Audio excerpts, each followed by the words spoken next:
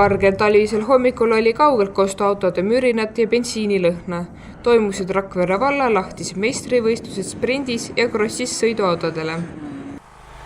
Oleme siis Aluvere ringi vanas siis Aluvere karjääris ja siin on haldajaks Aluvere ring MTÜ. Kokku on tulnud siis endisest Sõmeru vallast, praegusest Rakvere vallast entusiastid ja mõtlesime, et teeme sellise mõnusa raja. Jah, et võistlejaid on hetkeseisuga 46 ja et siis nendest 3 naised. Ütleme, supercross või rallycross on selline ala, kus autod on ikkagi reeglite järgi ehitatud, et nad ei ole, siia ei ole lubatud tulla mingi spets ralliautode ja nii edasi.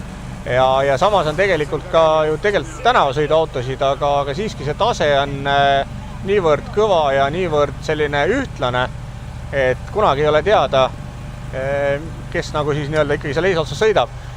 Et täna on siin uudiseks nüüd esimest aastat siis Eestist selline klass nagu Lada Classic, ehk siis seal on siis klassikalised Lada autod 2101 kuni 2107, ehk siis tagaveolised autod, mis tegelikult mootoris sees võib nii mõndagi teha, aga väliselt peavad olema kõik originaal. Et rada on väga-väga libe, et see värske lumi on tulnud puhtale jääle peale ja et me suutsime siia väga palju vett alla panna oma selline pea 800 tonni.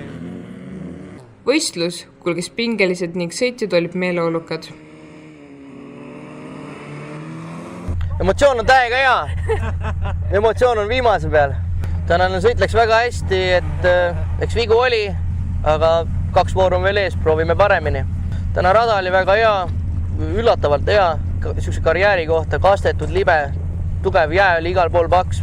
Et korraldajad on teinud väga hea raja ja väga hea päeva ja see rada on pealtvaatajatel väga turvaline, see mulle väga meeldib siin, et see pealtvaatajate ala on siin üleval, keegi kuskil jalus ei saa olla, keegi ette ei saa jääda, autod sõidavad all turvaliselt, et selle turvalisuse poole see rada on siiamaani, kus mina olen võistlust käinud, üks parimaid. Meelelahutuse kõrval oli võimalus end kasutada soe söögi ja joogiga.